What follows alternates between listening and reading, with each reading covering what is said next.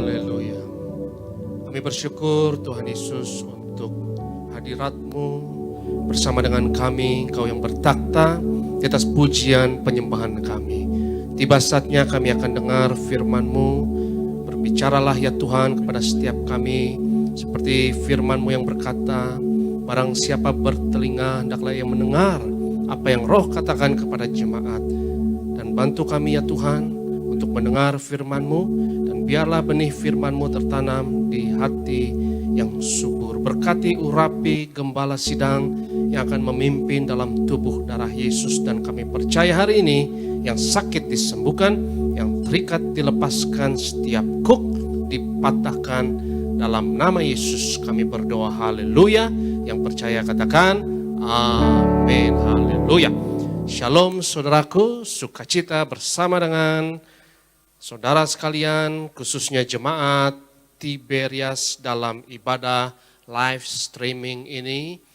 Hadirat Tuhan dan kuasa urapannya tidak akan terhalang dengan jarak dan waktu. Dalam ibadah live streaming sekalipun, saudara join di rumah, percaya kuasa Tuhan terjadi dalam hidup kita. Saya mengajak kita untuk membuka firman Tuhan dalam Yehezkiel pasalnya yang pertama. Dan hari ini saya mau berkhotbah dan mengambil teks firman Tuhan dari Yehezkiel pasalnya yang pertama dengan judul perikop Nabi melihat kemuliaan Tuhan. Saudaraku yang terkasih, mari kita percaya kalau kemuliaan Tuhan ada dalam hidup kita, maka sesuatu yang dahsyat pasti terjadi. Mari percaya kalau kemuliaan Tuhan ada hidup kita, maka mujizat pasti akan terjadi. Nabi melihat kemuliaan Tuhan, ayat pertama. Pada tahun ke-30 dalam bulan yang keempat, pada tanggal 5 bulan itu, ketika aku bersama-sama dengan para buangan berada di tepi sungai Kebar, terbukalah langit dan aku melihat penglihatan tentang Allah. Pada tanggal 5 bulan itu, yaitu tahun kelima sesudah Raja Yoyakin dibuang, datanglah firman Tuhan kepada Imam Yehezkiel anak Buzi di negeri orang Kasdim di tepi sungai Kebar, dan di sana kekuasaan Tuhan meliputi dia. Saudaraku yang terkasih, ayat yang keempat, lalu aku melihat sungguh angin badai bertiup dari utara dan membawa segumpal awan yang besar dengan api yang berkilat-kilat, dan awan itu dikelilingi oleh sinar di dalam. Di tengah api-api itu kelihatan seperti swasa mengkilat. Saudaraku yang terkasih, kita perhatikan bahwa Yehezkiel ketika mengalami pengalaman ini, dia berada di suatu tempat yang spesifik dan waktu yang spesifik, yang sebagai seseorang yang sangat intelektual, Yehezkiel memberikan kepada kita kronologinya.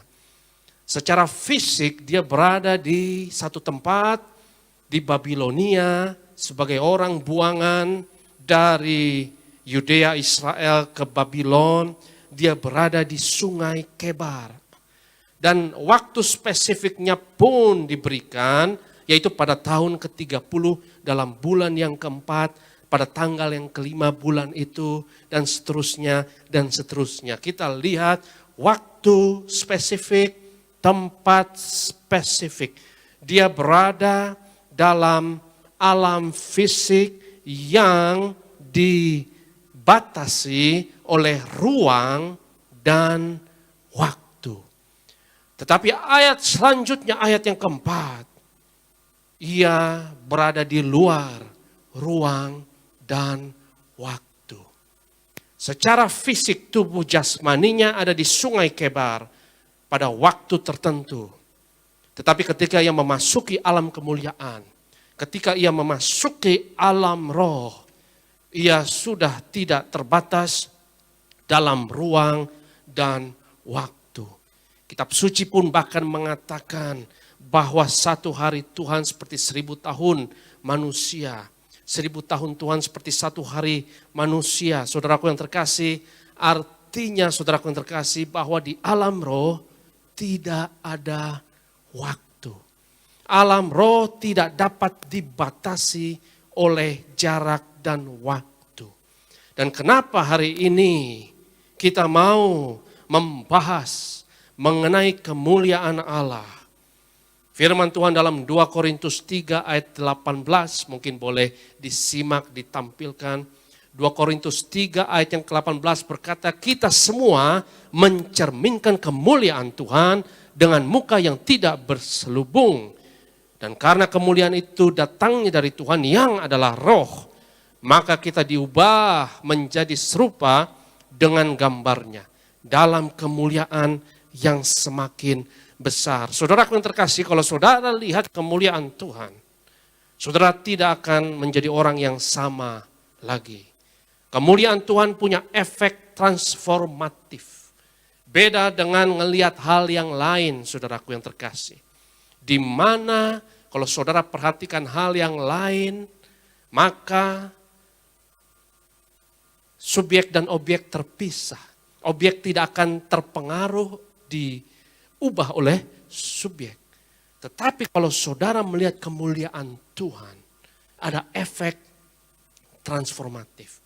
Engkau tidak akan menjadi orang yang sama seperti dulu lagi. Engkau diubahkan dari kemuliaan kepada kemuliaan.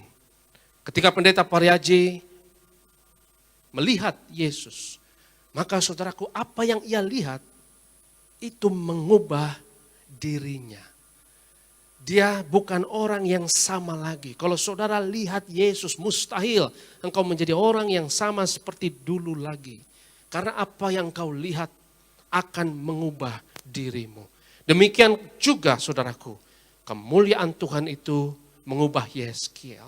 Dan kita mau lihat bagaimana Yehezkiel sebagai imam dan sebagai nabi mengalami pengalaman supernatural tersebut. Dan ia melihat kemuliaan Allah secara realita. Saudaraku, saya mau tekankan bahwa mujizat itu nyata. Alam roh itu nyata. Dan mujizat adalah sesuatu yang real dan realistis. Kita lihat dalam firman Tuhan, dalam Alkitab, mujizat berulang kali terjadi dalam hidup seorang anak Tuhan, seorang pelayan Tuhan. Apakah itu mistis? Apakah itu hanya dongeng? No. Mujizat itu real.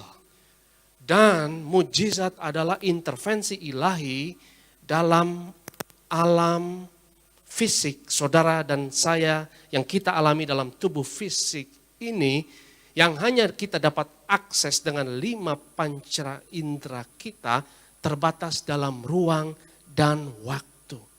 Berulang kali dalam firman Tuhan kita lihat terjadinya mujizat.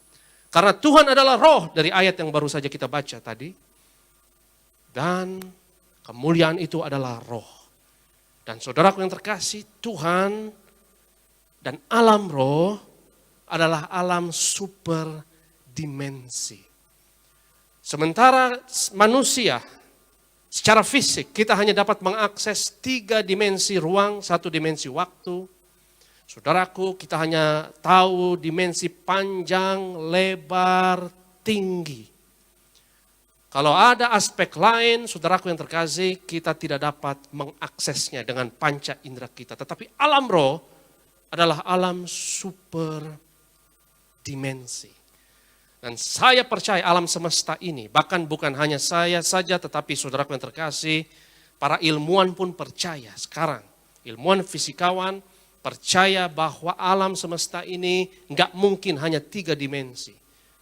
Beberapa percaya bahkan string theory, satu teori populer di fisika mempercayai ada 10 dimensi, ada 15 bahkan dimensi versi lainnya. Jadi bayangkan betapa terbatasnya, butanya kita kalau kita hanya mengandalkan, saudaraku yang terkasih, rasio logika kita semata, sementara ada kuasa yang dapat diakses dengan iman dan doa kita. Mujizat adalah intervensi ilahi ke alam yang terbatas dalam ruang dan waktu ini, saudaraku yang terkasih, yang di luar akal, rasio, dan logika, yang kadang intervensi tersebut melanggar hukum alam untuk mendatangkan kebaikan untuk saudara dan saya dalam rangka agenda kerajaan surga. Kita perhatikan ketika Yesus misalnya berjalan di atas air, itu melanggar hukum gravitasi. Filipus misalnya ketika ia setelah membaptis sida-sida Ethiopia, saudaraku, Roh Allah mentransportasi dia dalam sekejap. Dia berada di kota lain dalam sekejap. Bahkan saudaraku yang terkasih, kita lihat misalnya mujizat pelipat gandaan, 5 roti dan 2 ikan, air menjadi anggur. Seperti hukum-hukum alam dilanggar untuk kebaikan umat Tuhan dalam rangka agenda kerajaan surga. Bukan untuk show off. Yesus tidak berjalan di atas air untuk membuktikan sesuatu. Yesus tidak melakukan mujizat supaya membuktikan sesuatu kepada orang banyak. No. Bahkan ketika iblis mencoba Yesus di padang gurun untuk mengubah batu menjadi roti, ia menolaknya. Mujizat dikerjakan karena kasihnya kepada saudara dan saya. Karena ia tergerak oleh belas kasihan. Dan dalam rangka, saudaraku yang terkasih, agenda dan kepentingan kerajaan surga. Bukan kepentingan saudara dan saya, bukan kepentingan kita semata. Tapi ketika kebutuhan kepentingan kita selaras dengan agenda kerajaan surga, dalam belas kasihan Tuhan, maka mujizat terjadi. Dan seperti yang saya katakan, bahwa mujizat itu bukan mimpi siang bolong, bukan halusinasi, saudara, bukan juga euforia. Mujizat itu realistis. Yeskiel mengalami mujizat.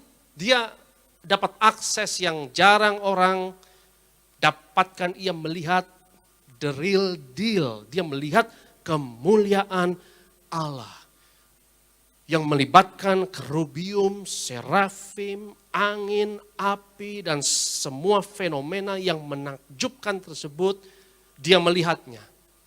Tapi bukan berarti, saudaraku yang terkasih, kalau kita percaya mujizat, saudara terbang. Enggak seperti itu. Kita tetap kaki mendarat di bumi. Yeskiel tetap adalah manusia biasa. Darah dan daging, debu dan tanah seperti saudara dan saya yang berfungsi normal dalam alam fisik 3 dimensi ini sehari-hari.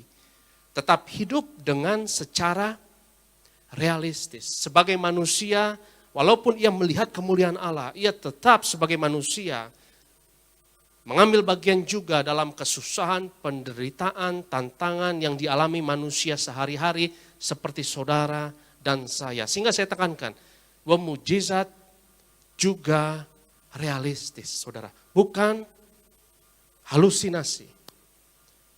Bahkan Yeskiel juga, saudaraku, kisah hidupnya ada beberapa bagian penderitaan yang menyedihkan dalam hidupnya.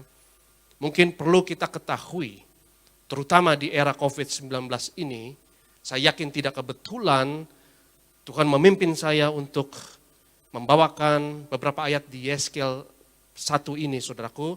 Untuk kita ketahui, istri Yeskiel itu meninggal karena sampar. Terjadi penyakit menular di Babilonia yang jatuhnya tepat saat Yerusalem jatuh, saudaraku. Di tangan tentara Babilonia, Yeskiel ini orang Yahudi yang dibuang di Babel. Dan tepat saat tersebut, istrinya meninggal karena sampar yang mengamuk, penyakit yang menular. Jadi kita lihat, saudaraku yang terkasih, ya, bahwa mujizat ini realistis. Kita bersyukur sebentar lagi ibadah offline akan dibuka. Tentu saya sebagai hamba Tuhan sangat rindu melihat jemaat juga sangat rindu beribadah di gereja. Saudaraku yang terkasih, saya juga kesepian di sini tanpa jemaat menemani. Saya hanya melihat kameramen di depan yang mukanya nggak jelas, saudaraku. Ya, tetapi saudaraku yang terkasih, kita hormati protokol new normal ini. Hormati. Kita percaya mujizat, ya. Tetapi bukan berarti ya adalah mengurangi iman kita kalau kita tidak mengadakan misalnya altar call, ya. Kita harus terbiasa dengan protokol dan prosedur ini, saudaraku yang terkasih. Beberapa orang mungkin berpikir ya kan kita percaya mujizat, kita percaya kuasa Tuhan, maka kita tantang saja COVID-19. Ada bedanya antara iman dengan mencobai Tuhan. Saudaraku yang terkasih, Yehezkiel, seorang nabi yang melihat realita dalam keadaan yang paling murni, yaitu ia melihat biang dari segala realita, yaitu takhta Allah dan kemuliaan Allah. Ia melihat kerubium, ia melihat 4 makhluk, ia melihat serafim, dan tidak ada di alam semesta ini hal yang lebih menakjubkan dari apa yang dilihat oleh Yehezkiel. Tetapi saudaraku yang terkasih, bahkan Nabi pun tidak luput dari sisi debu dan tanah, sisi darah dan daging manusia. Mujizat realistis, bukan euforia, saudaraku yang terkasih, bukan halusinasi, bukan mimpi di siang bolong, bukan berarti saudaraku yang terkasih, ketika engkau percaya mujizat maka hukum-hukum alam itu takluk kepada kita di setiap waktu, no. Saudaraku yang terkasih, hukum-hukum alam kadang dilanggar atas intervensi ilahi demi kebaikan manusia dalam rangka kerajaan Allah. Tetapi bukan berarti saudara Superman dan terbang yang kebal terhadap setiap bentuk penderitaan manusia. Saudara, kita debu dan tanah dan tubuh ini fana. Orang yang percaya mujizat pun dan kuasa Tuhan dan mengalaminya akan mati. Hormati sisi debu dan tanah ini dengan, saudara yang terkasih, kita hormati protokol-protokol dalam ibadah new normal nanti. Puji Tuhan, kita akan berjumpa lagi 5 Juli, saudara yang terkasih. Dan saat itu, percaya kuasa Tuhan akan menjamah kita. Percaya mujizat terjadi. Walaupun saudara yang terkasih, tanpa penumpangan tangan. Walaupun tanpa altar call, saudara mau tidak mau harus dituntut dewasa. Dan percaya saudara yang terkasih, bahwa mujizat Tuhan tidak dibatasi oleh ruang dan waktu. Kita memang sudah terbiasa dengan penumpangan tangan, kita sudah terbiasa saudaraku dengan altar call, tapi mari percaya saudara punya iman yang sama, kuasa Tuhan yang sama. Karena saya melayani banyak jemaat dan banyak jemaat yang masih manja. Kadang ngotot saudara, ya mereka tidak mau didoakan yang lain, harus Pak Paryaji, harus Pendeta Paryaji. Tetapi di era seperti ini kita dituntut untuk percaya dan dewasa. Saudaraku yang terkasih, iman dan kuasa Tuhan tidak dibatasi oleh ruang dan waktu. Mari kita lanjutkan baca beberapa ayat yang luar biasa ini. Yehezkiel pasal yang pertama, tadi kita sudah baca ayat 4, kita baca ayat 5. Dan di tengah-tengah itu juga ada yang menyerupai 4 makhluk hidup. Dan beginilah kelihatannya mereka menyerupai manusia. 6. Tetapi masing-masing mempunyai 4 muka dan pada masing-masing ada pula 4 sayap. Kaki mereka adalah lurus dan telapak kaki mereka seperti kuku anak lembu. Kaki-kaki ini mengkilap seperti tembaga yang baru digosok. Pada keempat sisi mereka, di bawah sayap-sayapnya tampak tangan manusia. Mengenai muka dan sayap mereka berempat adalah begini. Mereka saling menyentuh dengan sayapnya, mereka tidak berbalik kalau berjalan, masing-masing berjalan lurus ke depan. Muka mereka kelihatan begini. Keempatnya mempunyai muka manusia di depan, muka singa di sebelah kanan, muka lembu di sebelah kiri, dan muka Raja Wali di belakang. Saudaraku yang terkasih, apa yang sebenarnya Yehezkiel lihat? Saudaraku, jangan salah, jangan kita beranggapan bahwa Yehezkiel berada di alam mimpi dan alam halusinasi. Sementara alam fisik ini, 3 dimensi yang kita jalani adalah alam nyata, terbalik. Alam roh itu adalah alam nyata. Alam fisik yang saudara dan saya jalani dalam kehidupan fisik kita yang sementara dan fana ini, saudaraku, hanya adalah cetakan, hanya adalah gambar dan rupa. Bahkan dibanding dengan alam yang super dimensi yang lebih nyata, itu seperti ilusi. Bahkan Albert Einstein, seorang fisikawan pun berkata, ya, seperti misalnya konsep waktu. Waktu itu seperti ilusi, seperti mimpi. Itu yang dikatakan oleh Albert Einstein. Saudaraku yang terkasih, alam roh menciptakan alam fisik. Jadi mana yang lebih nyata? Biang dari realita atau ciptaan itu sendiri? Alam roh, alam superdimensi, saudaraku yang terkasih. Saudara dan saya, kita hanya dapat mengerti 3 dimensi dengan logika rasio kita. 3 dimensi, panjang, lebar, tinggi. Seperti saya lihat mimbar ini dalam 3 dimensi, panjang, lebar, tinggi. Kalau dimensi keempat dibuka, kalau dimensi kelima dibuka, saya tidak akan bisa menjelaskan mimbar ini lagi, saudaraku yang terkasih. Seperti apa? Karena saya hanya dapat menjelaskannya dalam kerangka 3 dimensi. Yehezkiel berada di alam superdimensi. Satu makhluk punya 4 muka, itu susah dimengerti.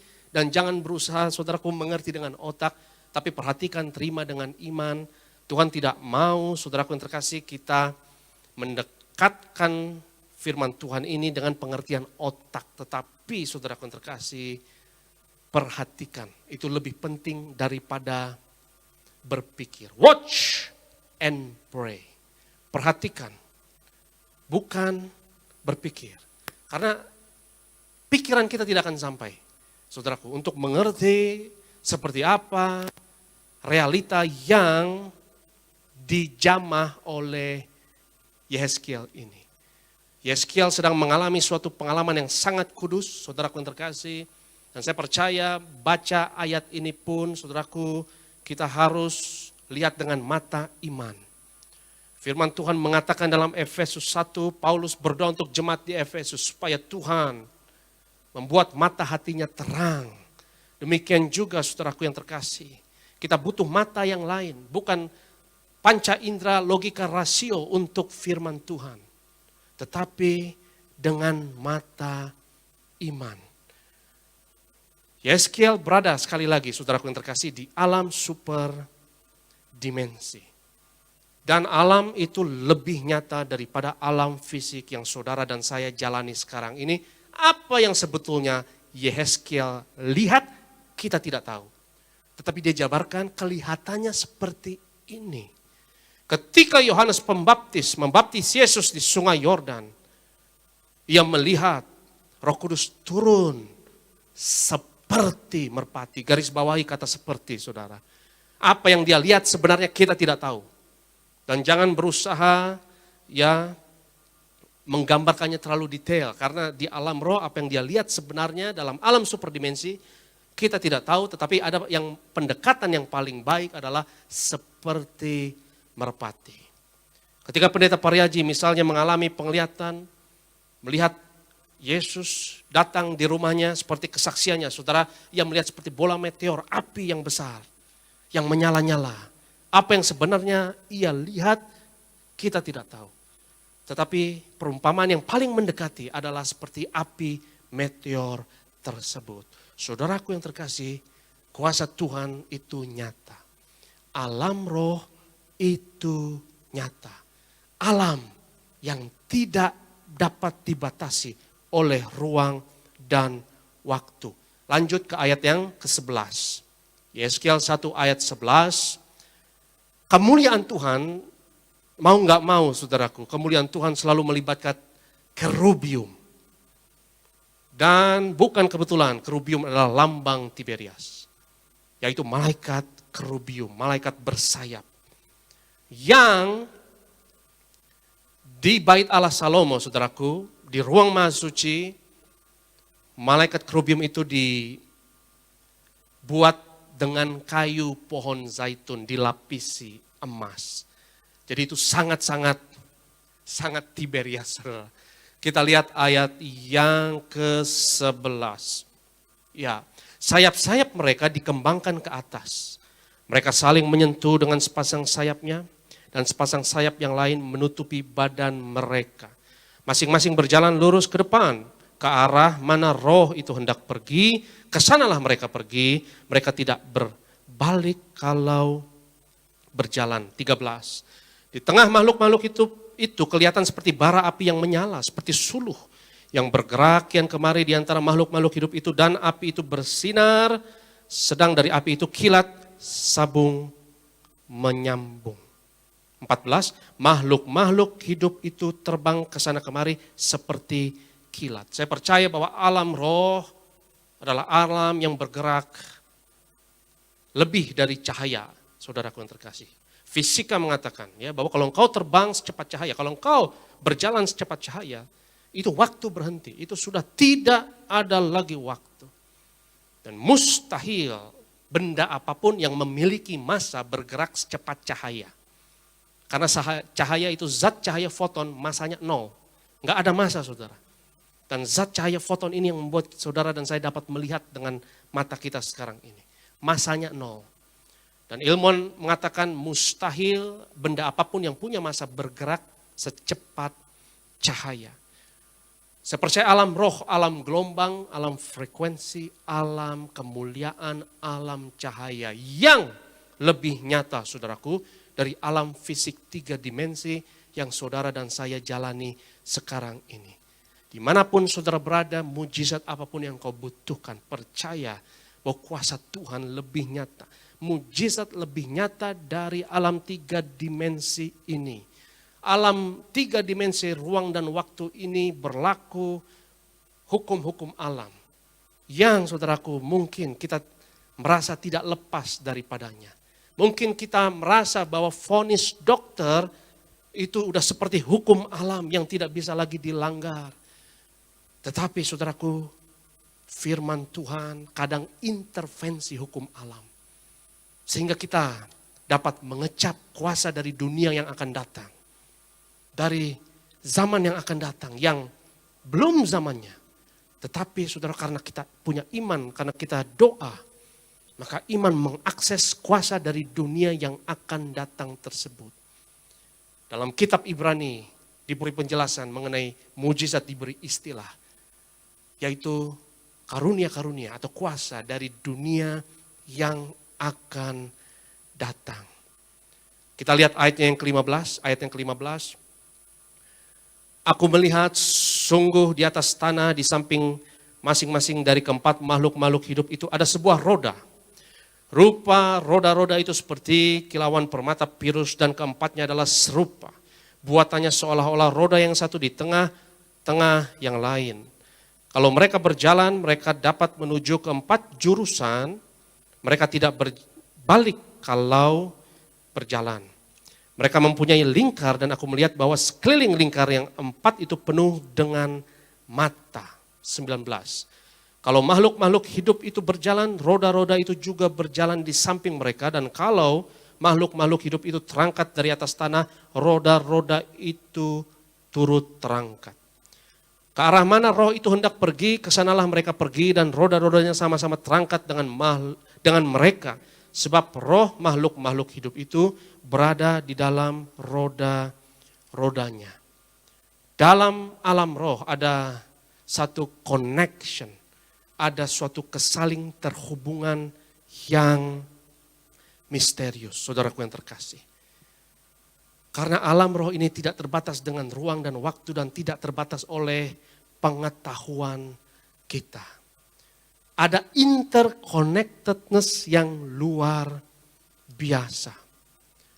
Alam roh adalah alam mujizat. alam kuasa Tuhan terjadi dalam hidup kita. Roda-roda tersebut, saudaraku yang terkasih, ya banyak dibicarakan dalam literatur Talmud Yahudi yang cukup banyak saya pelajari, di mana 4 makhluk ini, saudaraku yang terkasih, bahasa Ibraninya adalah hayot. Dari kata kerja hayah, dan kita tahu hayah itu artinya dalam bahasa Indonesia adalah to be dalam bahasa Inggris. Dan saudaraku terkasih, istilah 4 makhluk hidup sebetulnya kurang tepat. Ya, jadi hayot, ketika Tuhan menampakkan diri kepada Musa, Musa bertanya, siapa namamu? Tuhan berkata, Ehye, Asher Ehye. Ehye itu dari kata kerja hayah, yang adalah aku adalah aku. Adalah. Jadi saudaraku, hayot kalau diterjemahkan secara literal, harfiah, adalah keberadaan atau eksistensi. Saya percaya saudara yang terkasih bahwa takhta Allah dan kemuliaan Allah ini menopang seluruh eksistensi alam semesta yang ada. Karena Tuhan bukan hanya menciptakan alam semesta, Tuhan juga menopang alam semesta. Coba lihat Ibrani 1 ayatnya yang ketiga. Ibrani pasal 1, kita baca firman Tuhan ayatnya yang ketiga. Ia adalah cahaya kemuliaan Allah dan gambar wujud Allah dan menopang, perhatikan. Bukan hanya menciptakan tapi menopang segala yang ada dengan firman-Nya yang penuh kekuasaan.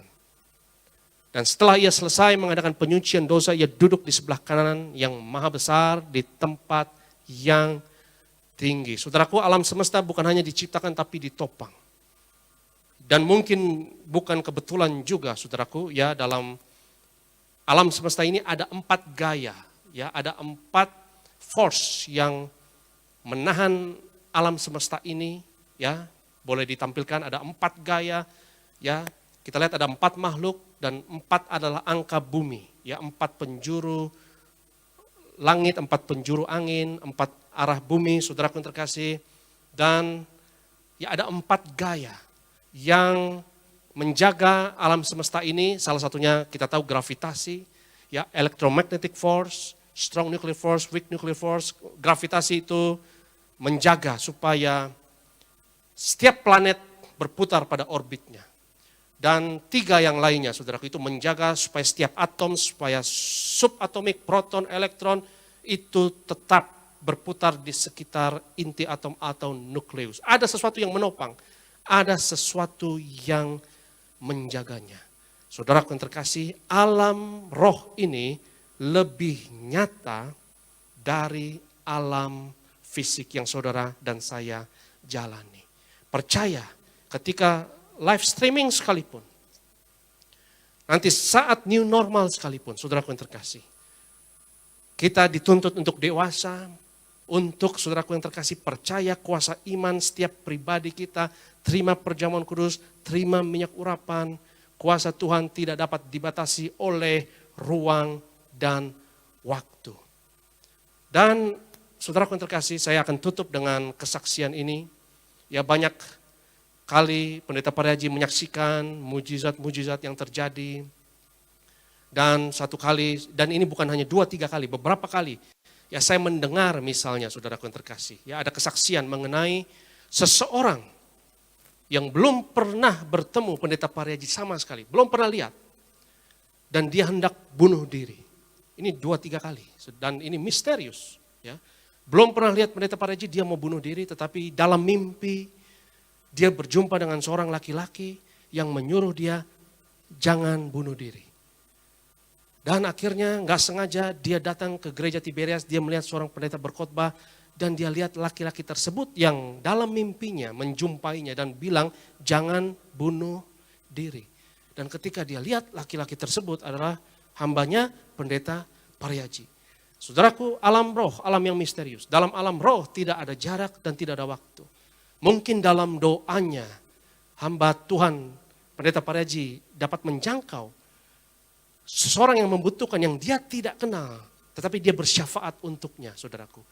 Dan menjangkau, menjamahnya.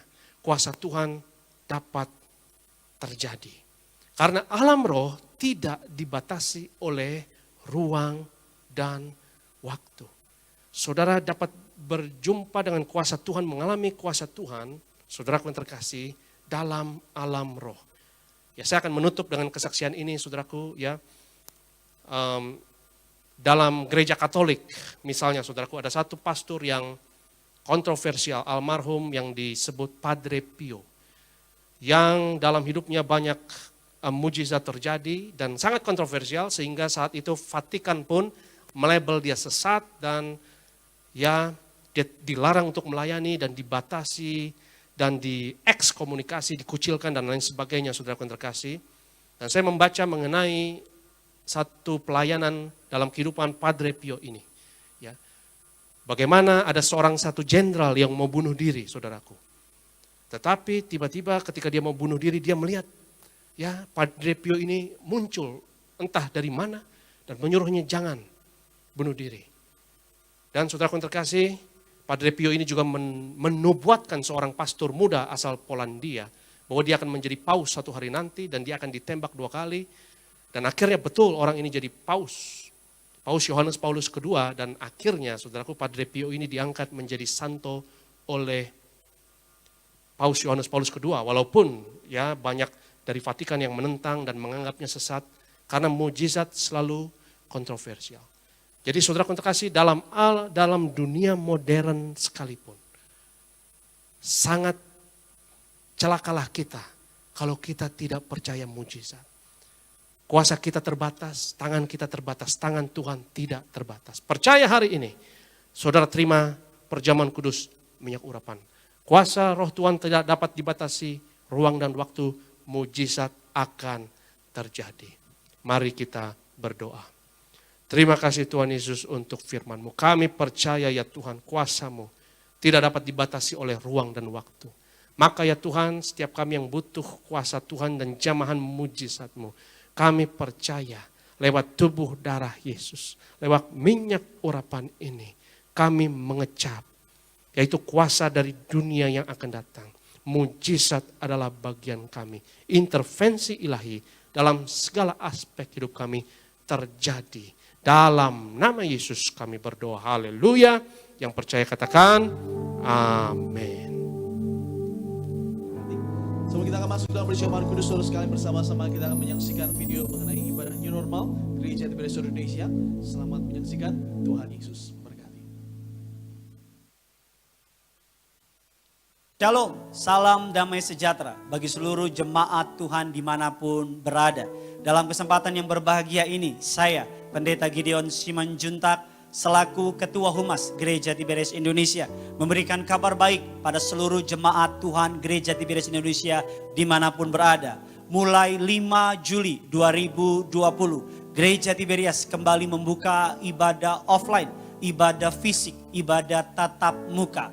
Dalam ibadah offline, ibadah fisik, ada beberapa peraturan-peraturan yang telah ditetapkan oleh pemerintah Republik Indonesia, oleh Kementerian Agama Republik Indonesia, oleh pemerintah daerah setempat. Bagi para orang tua usia lanjut diharapkan untuk mengikuti ibadah live streaming melalui www.tiberiaslivestreaming.com. Bagi anak-anak sekolah minggu diharapkan untuk mengikuti ibadah Beloved Kids pada channel YouTube Beloved Kids Tiberias sampai waktu yang telah ditetapkan pemerintah sampai diperbolehkan kembali beribadah secara offline. Mari sebagai gereja Tuhan kita bersama-sama berdoa agar bangsa kita Indonesia dapat melalui pandemi COVID-19 ini keluar sebagai pemenang. Tuhan Yesus memberkati. Shalom jemaat Tuhan. Mewakili seluruh pengerja Gereja Tiberias Indonesia, kami menyambut seluruh jemaat dalam ibadah minggu Gereja Tiberias Indonesia. Puji Tuhan, seperti yang sudah disampaikan oleh Gembala Sidang Gereja Tiberias Indonesia dan juga oleh Humas Gereja Tiberias Indonesia, maka kami akan menampilkan video tayangan tata cara ibadah di Gereja Tiberias Indonesia sesuai tatanan dari new normal yang sudah diinstruksikan oleh pemerintah. Selamat menyaksikan, Tuhan Yesus pasti memberkati.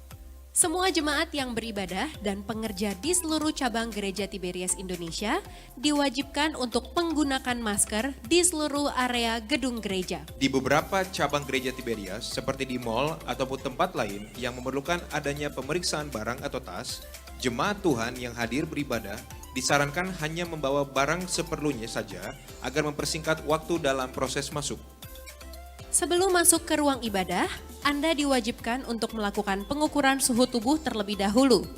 Bagi jemaat Tuhan yang suhunya di atas 37,5 derajat Celcius, Anda disarankan beribadah dari rumah via live streaming. Jangan lupa membersihkan tangan dengan menggunakan hand sanitizer yang sudah tersedia. Bagi cabang Gereja Tiberias yang menggunakan lift, Anda diharapkan berdiri mengikuti sign atau tanda yang telah tertera di dalam lift. Anda diharapkan untuk tetap menghindari adanya kontak fisik seperti berjabat tangan dan dapat diganti dengan tangan dilipat di dada.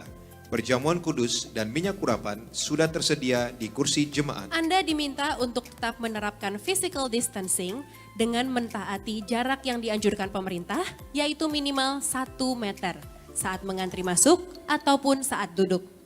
Kami telah mengatur kursi jemaat dengan mematuhi jarak yang dianjurkan pemerintah.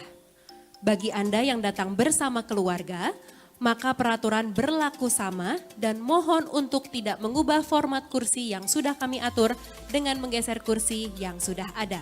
Setiap kita yang percaya di sayang Tuhan Yesus, generasi minyak dan anggur, sama-sama kita katakan, kita kasih tepuk tangan yang luar biasa bagi Tuhan kita. Mengingat adanya batasan untuk melakukan kontak fisik, maka sesi altar call diganti dengan doa bersama saat prosesi doa berkat. Bagi jemaat Tuhan yang ingin didoakan, bisa menghubungi via telepon ke nomor-nomor berikut ini. Dengan demikian ibadah gereja Tiberias pada minggu ini telah selesai.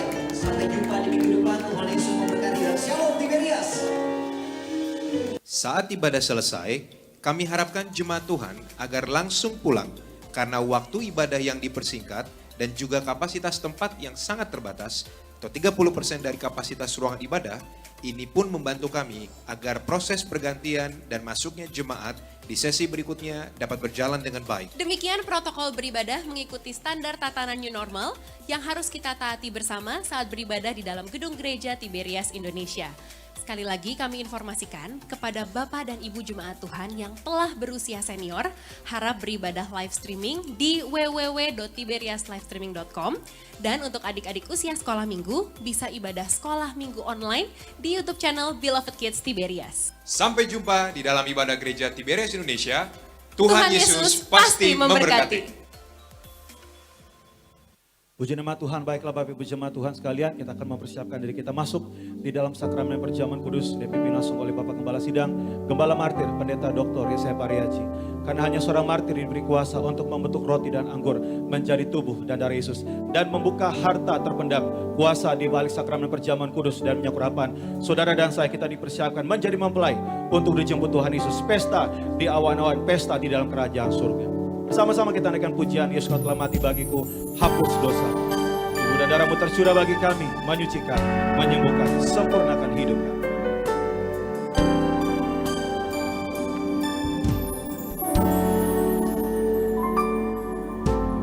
Yesus,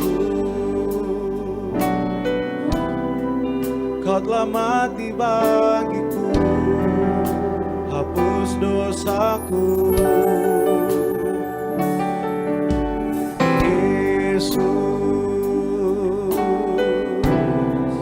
Kau telah bangkit dari mati, beri kemenangan.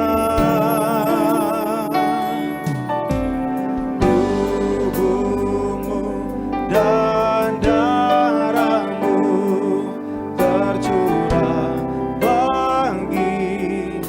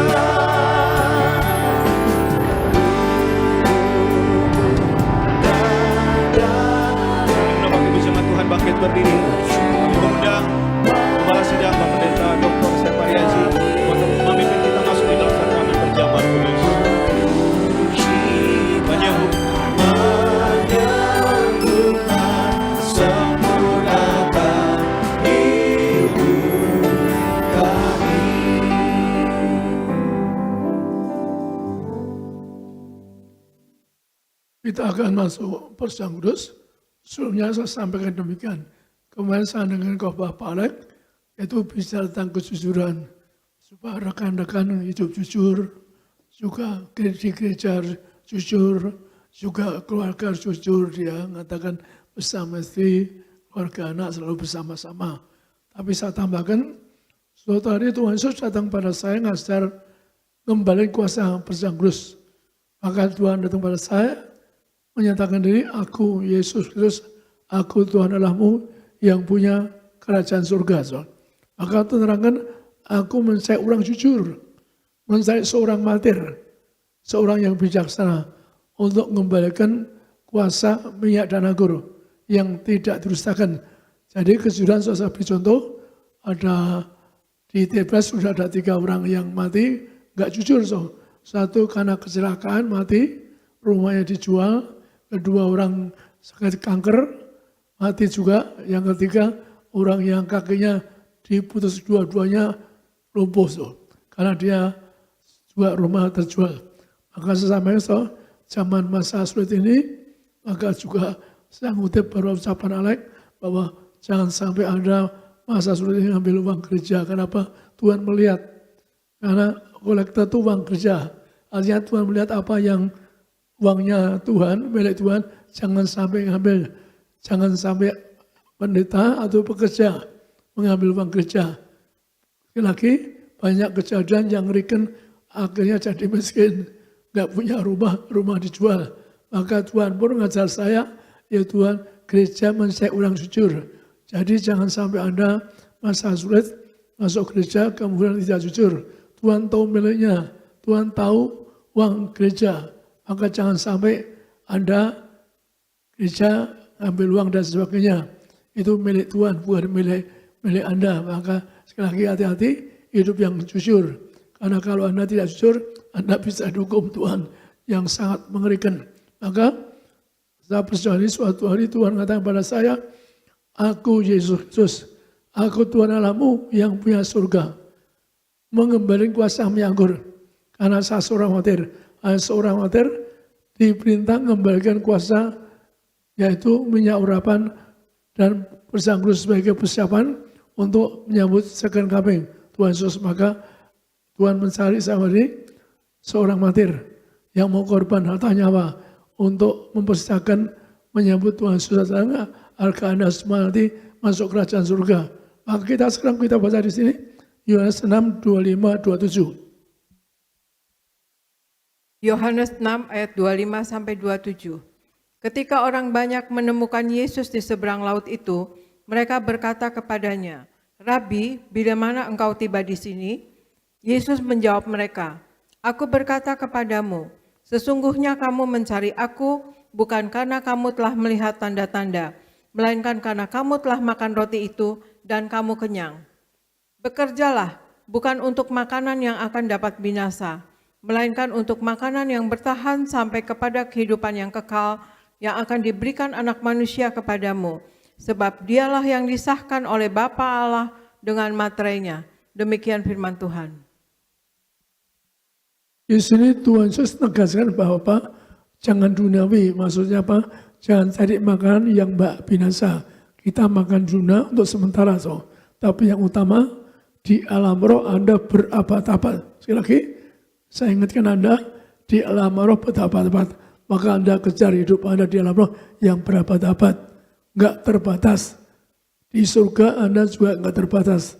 Doa saya, Anda bersama saya dimasuki. Tuhan yang ngomong, saya punya tugas bahwa Anda kemasuki, tapi Anda harus hidup yang baik, yang suci. Maka jangan cari makanan yang binasa, cari makanan yang bawa hidup kekal, yaitu dengan tubuh darahnya yang diberikan di surga. Jadi kita mencari persiapan terus tubuh darahnya karena Anda dan saya, yaitu nanti terbang kapan, bangkit hari kiamat masuk surga. Sasaran saya bersama Anda harus masuk surga, terima tubuh dari Yesus yang benar. Karena apa? Ada orang yang tidak benar melakukan persiapan kudus dan sebagainya. Maka betapa pentingnya Anda, Tuhan mengatakan Anda persiapan Anda untuk second coming, perlu minyak anggur yang penuh kuasa. Kita baca di Lukas pasal 10, 30-37. Lukas pasal 10 ayat 30-37. Jawab Yesus, adalah seorang yang turun dari Yerusalem ke Yeriko. Ia jatuh ke tangan penyamun-penyamun yang bukan saja merampoknya habis-habisan, tetapi yang juga memukulnya, dan yang sesudah itu pergi meninggalkannya setengah mati. Kebetulan ada seorang imam turun melalui jalan itu. Ia melihat orang itu, tetapi ia melewatinya dari seberang jalan. Demikian juga seorang Lewi datang ke tempat itu. Ketika ia melihat orang itu, ia melewatinya dari seberang jalan. Lalu datang seorang Samaria yang sedang dalam perjalanan ke tempat itu, dan ketika ia melihat orang itu, tergeraklah hatinya oleh belas kasihan. Ia pergi kepadanya, lalu membalut luka-lukanya, sesudah ia menyiraminya dengan minyak dan anggur. Kemudian ia menaikkan orang itu ke atas keledai tunggangannya sendiri, lalu membawanya ke tempat penginapan dan merawatnya. Keesokan harinya, ia menyerahkan 2 dinar kepada pemilik penginapan itu, katanya, rawatlah dia, dan jika kau belanjakan lebih dari ini, aku akan menggantinya waktu aku kembali. Siapakah di antara ketiga orang ini menurut pendapatmu adalah sesama manusia dari orang yang jatuh ke tangan penyamun itu? Jawab orang itu, orang yang telah menunjukkan belas kasihan kepadanya. Kata Yesus kepadanya, pergilah dan perbuatlah demikian. Demikian firman Tuhan. Artinya gambar kenapa betapa kuasa menganggur disebutkan itu tadi ada kerubium di surga. Lambang kita adalah singkatan keempat kerubium itu. Maka karena kita cuma gambarkan satu, maka itulah kalau kita di kerubium itu di tengah ceritakan Bait Allah ada minyak anggur yang tidak digunakan sampai akhir zaman. Jadi betapa pentingnya minyak anggur, maka di sini terangkan apa? Di Lukas 10, minyak anggur seorang Lewi nggak mau nolong orang yang sengsara. Seorang imam tidak mau yang nolong orang kafir. Hanya ternyata Tuhan pakai tertentu. Orang kafir dipakai untuk mengembalikan kuasa minyak dan anggur. Maka minyak anggur punya kuasa yang pertama, ada pengampun dosa. Yerusalem warga surga, kalau jatuh dosa, maka pakai minyak anggur.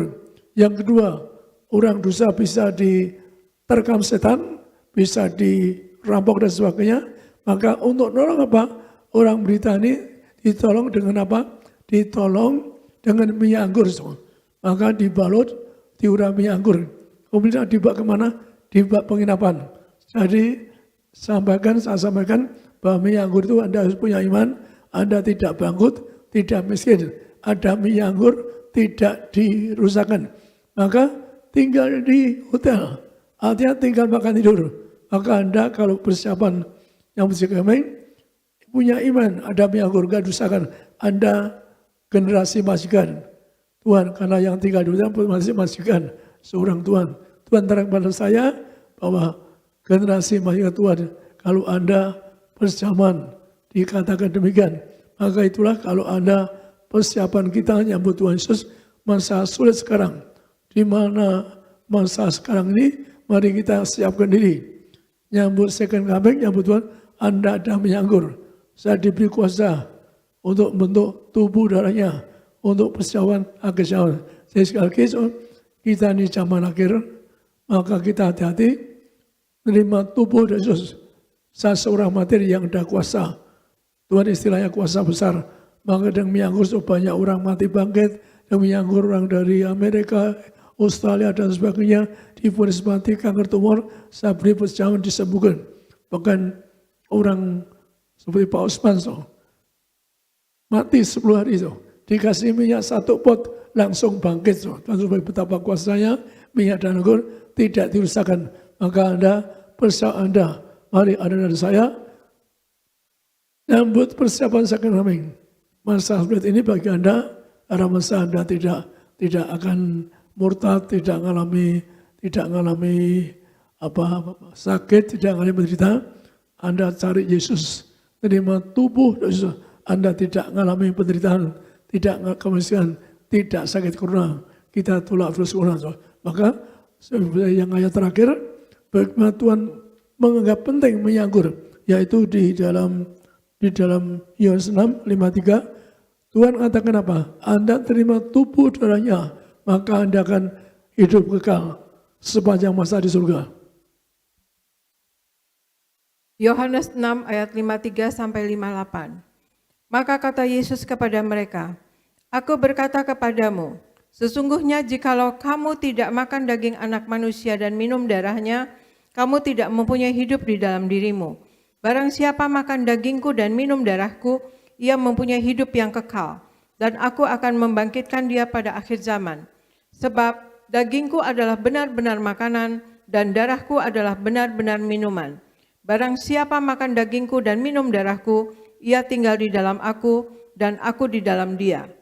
Sama seperti Bapa yang hidup mengutus aku, dan aku hidup oleh Bapa, demikian juga barang siapa yang memakan aku, akan hidup oleh aku. Inilah roti yang telah turun dari sorga, bukan roti seperti yang dimakan nenek moyangmu, dan mereka telah mati.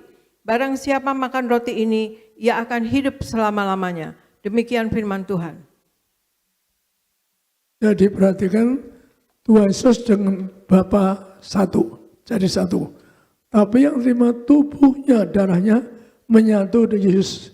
Tuhan Yesus di surga, maka Anda kalau menerima perjamuan yang benar, Anda, kelas Anda, saya punya tugas buat Anda, membawa Anda ke ruang masuk. Kalau saya dusta, saya ke neraka.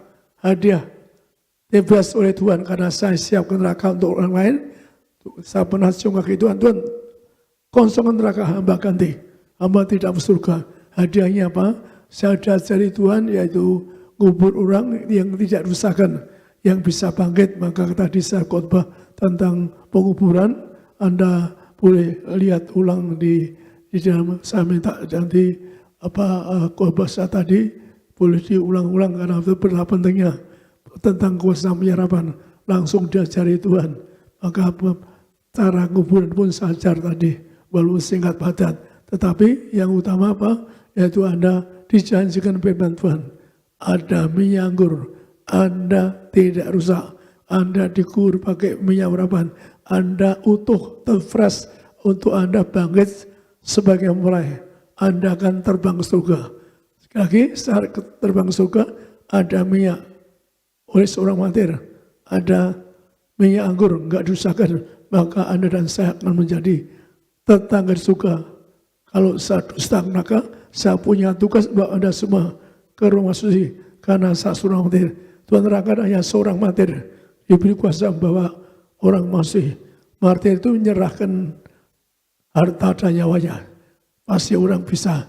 Kalau orang rindu melayani, jangan hartanya. Anda akan diberi kuasa membawa jemaat ke ruang suci. Amin. Kita angkat roti, kita akan doa untuk perjuangan ini. Dalam nama Tuhan Yesus, inilah roti yang turun dari surga. Inilah tubuh Yesus Kristus yang tergantung di atas kayu salib. Yang utama, memberi kami akan dibangkitkan hari kiamat. Kami semua bertobat, mulak dosa, mulak setan-setan, dan berbuat. Berkati keluarga kami, keluarga yang kudus akan bangkit hari kiamat untuk masuk kerajaan surga. Kami tolak dosa, kami tolak percabulan, perzinahan, rumah tanggaku, hidup yang bahagia, yang kudus, disiapkan masuk surga. Yang kedua, dari ujung rambut, ujung kaki, kami sehat sempurna, tidak migrain, tidak vertigo. Kami tolak kista tumor, tidak dioperasi, mulutku diurapi, penuh kuasa, jantungku sehat. Ada yang sakit jantung, pegang dadamu, sakit paru pegang, sakit jantung sembuh, tidak dioperasi. Kami tolak sakit jantung, sempurna jantungnya, sempurna paru-parunya, diurapi, ginjal sehat, tidak cuci darah, tidak dioperasi. Kami berdoa, pencerangan semua, agar tidak diare, tidak sakit perut, tidak flu, tidak pilek. Kami tolak virus corona. Setiap keluarga yang berkumpul, engkau janjikan hadir tengah mereka, 2-3 orang boleh engkau datang berkati mereka. Di rumah mereka tidak ada virus corona. Kami tolak virus corona. Mereka diberkati, hidup yang bahagia, tidak kurangan, tidak miskin, tidak bangkrut. Kami doa Anda pegang yang sakit, bagian sakit Anda, tolong Tuhan sembuhkan. Anda pegang bagian sakit, supaya disembuhkan.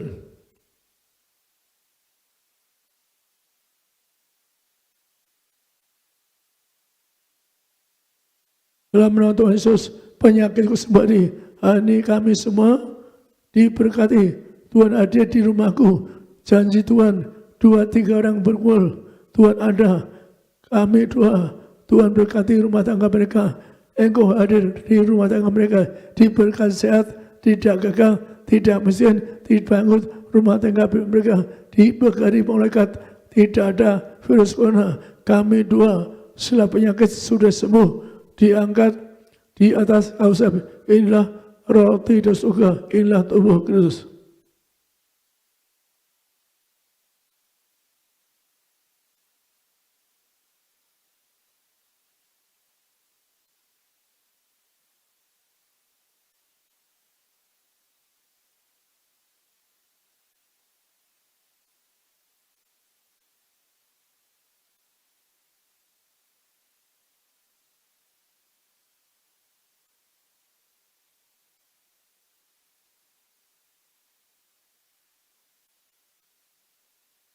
Kita angkat soal ini dalam nama Tuhan Yesus.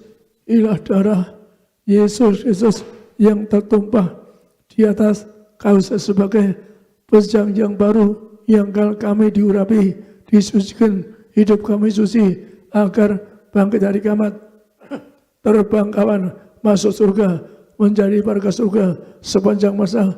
Diam Tuhan. Yang kedua, disempurnakan tubuhku, suaraku dari ujung rambut ujung kaki sempurna, tidak miskin, tidak bertiku, anak-anak muda, pandai cerdas, kami tolak berubah, kami doa, kami tolak kebutaan, mataku sempurna, mulutku sempurna, diurapi, penuh kuasa hujat, jantung sehat, tidak dioperasi, siapapun sakit jantung Tuhan, mereka disembuhkan, sakit paru-paru, tidak akan sakit TBC, tidak sakit paru-paru, diurapi, ginjal sempurna, tidak dioperasi, pencernaan sempurna, tidak diare, tidak sakit perut, tidak sakit mah. Kami doa, tidak pikun, tidak lumpuh, tidak sakit kanker, tidak sakit tumor, tidak dioperasi. Hari ini kami doa, penyakitku sudah sembuh, diangkat di atas kausap. Anda pegang bagian sakit, Anda doa masing-masing, Tuhan tolong sembuhkan hari ini, agar Tuhan berkati, sembuhkan hari ini. Anda harus punya iman, Anda berkumpul 2-3 orang, Tuhan janji hadir di rumah tanggamu. Sekali lagi, Tuhan janji hadir di rumah tanggamu. Berkati Anda.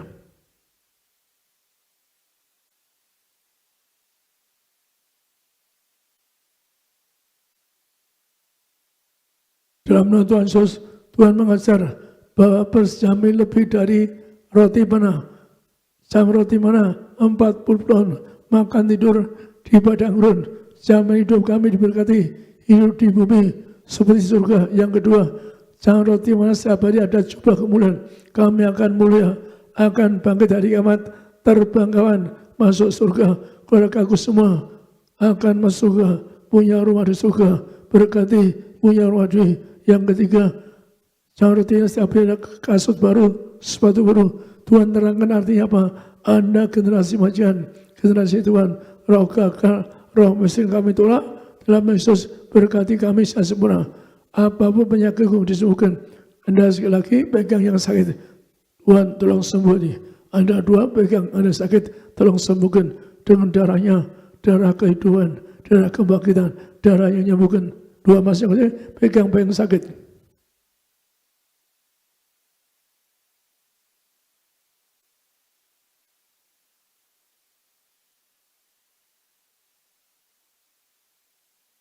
Dalam nama Tuhan Yesus, kutuk penyakit kami tolak, kutuk sakit virus corona kami tolak, rumah tanggaku tidak ada yang sakit virus corona, rumah tanggaku dijaga malaikat, tidak ada bahaya, tidak celaka. Kami dua, sila penyakitku sudah sembuh, diangkat di atas kausap. Inilah dari Yesus, darah kehidupan, darah kebangkitan. Amin.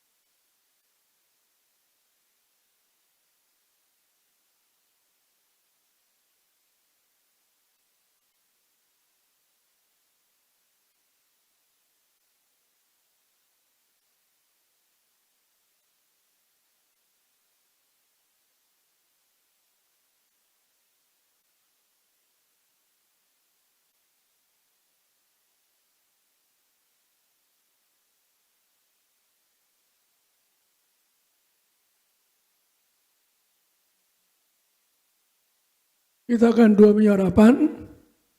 Anda nanti setelah 2 penyerapan, Anda udah sampai sakit. Banyak kesaksian, bahkan orang kesaksian dari Gideon saksi, ada orang bersaksi bahwa orang corona sakit, nenek-nenek diurapi minyak, akhirnya disembuhkan. Maka Anda nanti doa, terus orang yang sakit, Tuhan sembuhkan.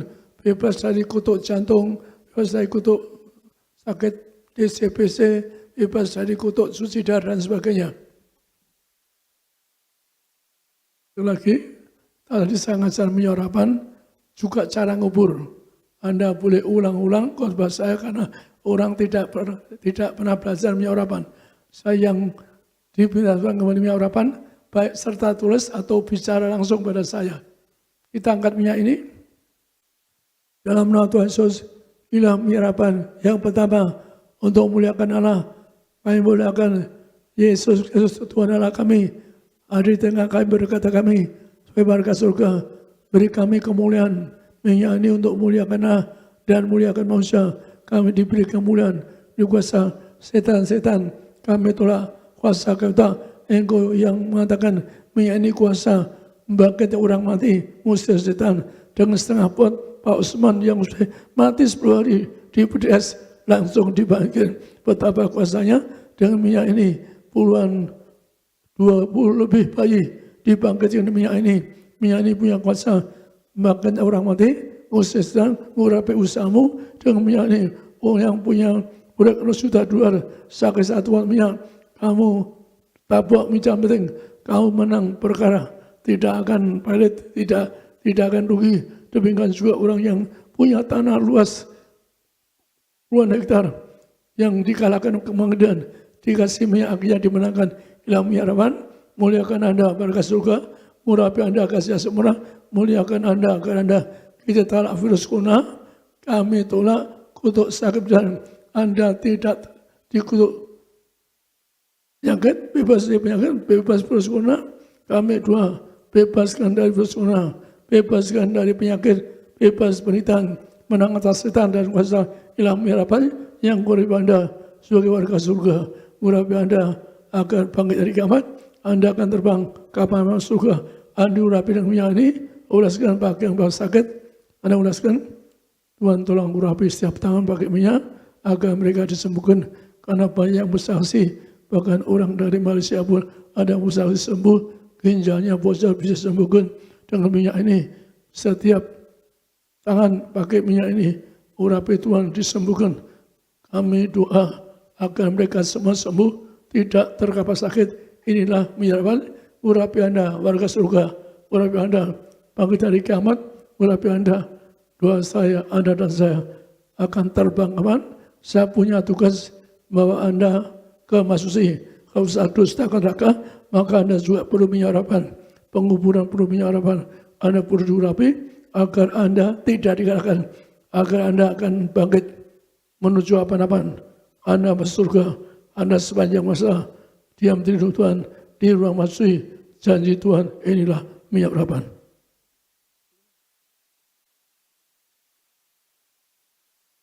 Kita kembalikan pada Aristo untuk diselesaikan. Kembali ke Aristo.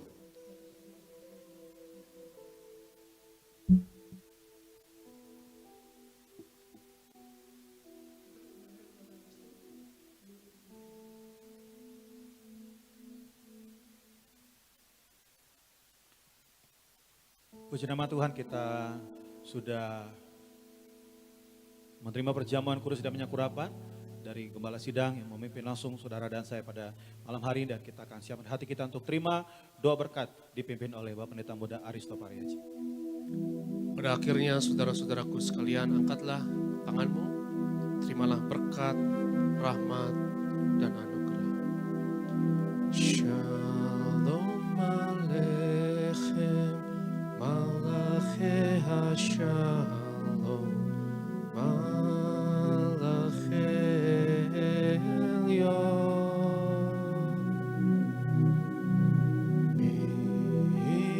Melech, Malachi HaMelachim, HaKadosh HaBaruch Hu.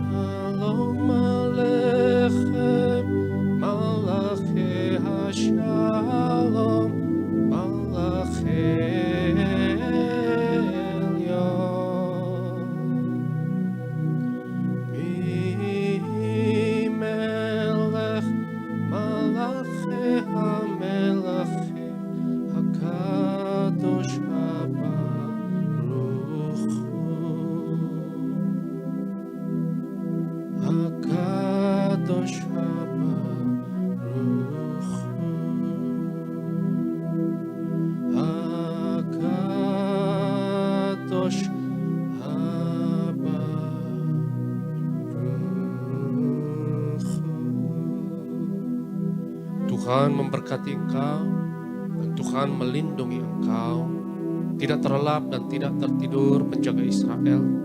Tuhan akan menjaga engkau dari segala kecelakaan. Dia akan menjaga nyawamu. Sebab malaikat-malaikatnya akan diperintahkannya kepadamu untuk menjaga engkau di segala jalanmu. Engkau tidak usah takut terhadap kedahsyatan malam, terhadap panah yang terbang di waktu siang, terhadap penyakit menular yang mengamuk di waktu petang. Dia yang bersemayam di antara sayap kerubium memberkati engkau, meluputkan engkau, melindungi engkau. Dalam nama Yesus yang percaya sama-sama katakan amin. Puji nama Tuhan Bapak Ibu Jemaat, setiap kita sudah terima berkat sore hari ini.